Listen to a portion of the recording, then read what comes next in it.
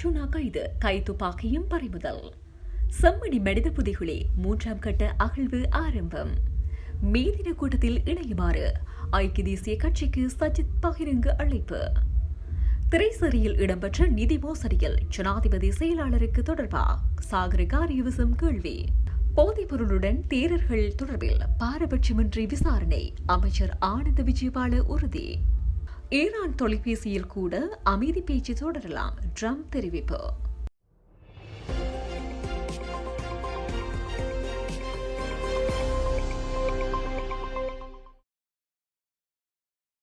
கைத்துப்பாக்கியை காட்டி மிரட்டல் விடுத்தார் என்ற குற்றச்சாட்டின் அடிப்படையில் யாழ் மாவட்ட நாடாளுமன்ற உறுப்பினர் அர்ச்சுனா ராமநாதன் இன்று இளவாள்ளி போலீசாரால் கைது செய்யப்பட்டுள்ளார். யாழ்ப்பாணம் பெரிய விளான் பகுதியில் உள்ள காணியொன்றின் உரிமை தொடர்பாக நாடாளுமன்ற உறுப்பினர் அர்ச்சுனா ராமநாதனுக்கும் மற்றொரு தரப்பினருக்கும் இடையில் நீண்டகாலமாக பிரச்சினை நிலவி வருகின்றது.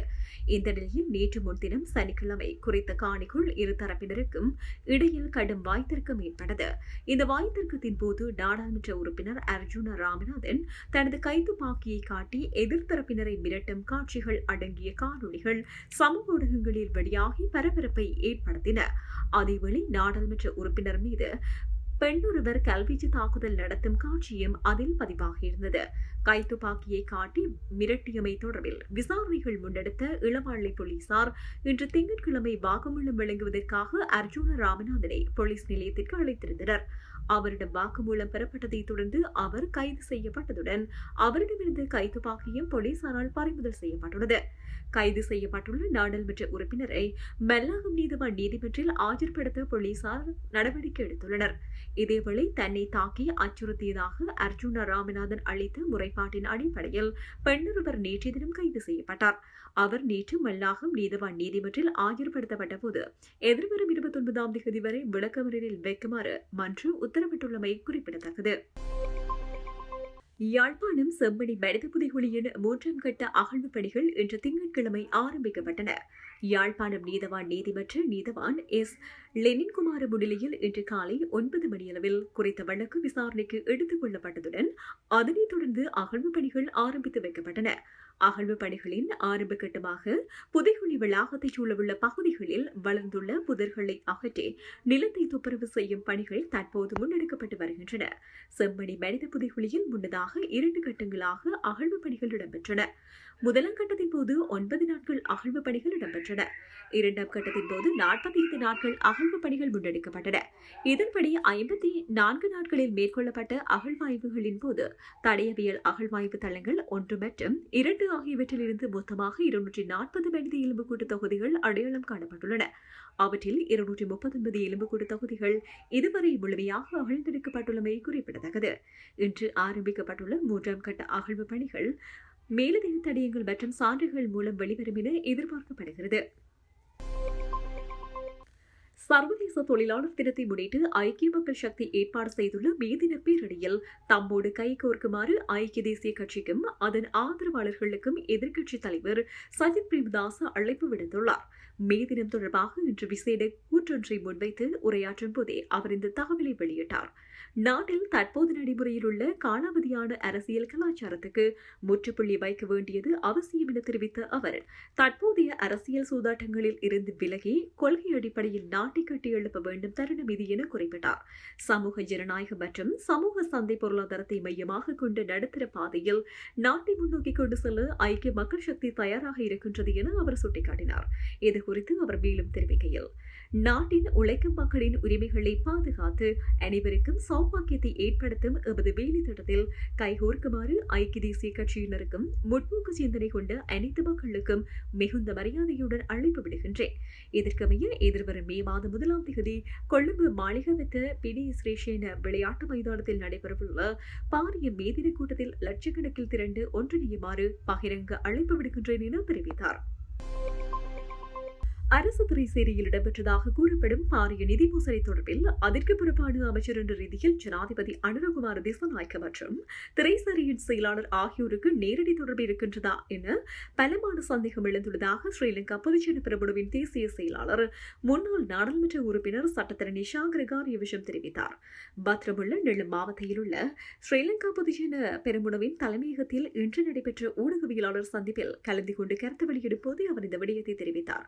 அரசு திரைசேரியில் இடம்பெற்ற இந்த நிதி மோசடி சம்பவத்தை பிரேலோயர் அமைப்பு கண்டறிந்து முறைப்பாடு செய்ததன் பின்னரே இது வெளிச்சத்திற்கு வந்ததாகவும் அவர் அரசாங்கம் இந்த திருட்டை மக்களிடமிருந்து மறைக்க முயற்சி செய்துள்ளமை சந்தேகத்தை ஏற்படுத்துவதாகவும் அவர் குறிப்பிட்டார். நாடாக நாம் மிகவும் ஆபத்தான நிலையில் உள்ளதாக சுட்டிக்காட்டிய அவர் வரலாற்றில் திருட்டுத்தனமான அரசியலில் ஈடுபட்ட ஒரு குழுவிடம் நாடு ஒப்படைக்கப்பட்டதன் விளைவாக இன்று திரைசேரியை கொள்ளையடிக்கப்பட ஆரம்பித்துள்ளதாக தெரிவித்தார்.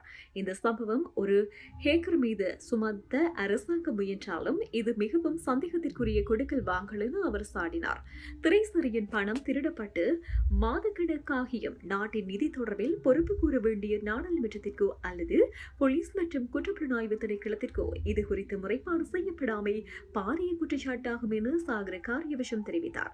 ஜனாதிபதி அனுரகுமாரவின் கூற்றுப்படி நாடு ஒரு உண்டியல் என வர்ணிக்கப்பட்டாலும் இன்று உலகிலேயே பாரிய கொள்கை இடம்பெற்ற திரைசேரியை கொண்ட நாடு என்ற உலக சாதனையை அவர் படைக்க முயற்சிப்பதாக தெரிவித்தார். இறுதியில் நாட்டை திருடும் திருடர்களுடன் ஸ்டிக்கர் ஒட்டிக் கொண்டு வாழ்வதா அல்லது அவர்களை கண்ட இடத்தில் விரட்டியடித்து நாட்டை பாதுகாப்பதா என்பதை மக்களை தீர்மானிக்க வேண்டும் என அவர் வலியுறுத்தினார். கட்டுநாய்க்கு சர்வதேச விமான நிலைய வளாகத்தில் பெருமளவு போதைப் பொருளுடன் வீரர்கள் 22 பேர் கைது செய்யப்பட்ட சம்பவம் தொடர்பில் விரிவான விசாரணைகள் ஆரம்பிக்கப்பட்டுள்ளன என பொதுமக்கள் பாதுகாப்பு அமைச்சர் ஆனந்த் விஜயபால தெரிவித்தார்.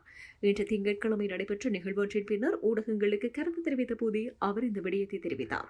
இது தொடர்பில் அவர் மேலும் தெரிவிக்கையில், சட்டத்தின் முன்னால் அனைவரும் சமமானவர்கள், பலவீனமானவர்களுக்கு ஒரு சட்டமும் பலமும் படைத்தவர்களுக்கு ஒரு சட்டமும் என பிரித்து பார்க்கும் நிலை இனி இலங்கையில் இருக்காது. இந்த சம்பவம் தொடர்பில் ஏற்கனவே நீதிமன்றத்தில் உண்மைகள் அறிக்கை செய்யப்பட்டுள்ளன. மகாசங்கத்தினரின் ஆலோசனைகளை பெற்று ஒருபுறம் ஒழுக்கவியல் நடவடிக்கைகள் முன்னெடுக்கப்பட்டாலும் மறுபுறம் நாட்டின் பொதுச் சட்டத்துக்கு இணங்க எந்தவித பாகுபாடுமின்றி சட்ட நடவடிக்கை தொடரும். நாங்கள் ஆட்சிக்கு வந்த நாள் முதல் சட்டவிரோத செயல்களுக்கு எதிராக கடும் நடவடிக்கைகளை எடுத்து வருகின்றோம். யாராவது சட்டத்துக்கு புறம்பாக செயற்பட்டால் அவர்கள் எவ்வளவு செல்வாக்கு மிக்கவர்களாக இருந்தாலும் சரி, சட்டத்தின்படியில் இருந்து தப்ப முடியாது.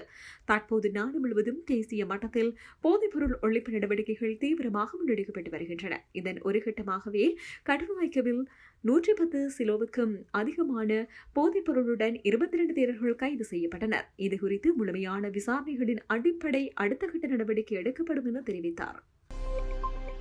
அமெரிக்கா மற்றும் ஈரானுக்கு இடையிலான அமைதி பேச்சை தொலைபேசி மூலம் பேசலாம் என அமெரிக்க ஜனாதிபதி டொனால்ட் ட்ரம்ப் தெரிவித்தார்.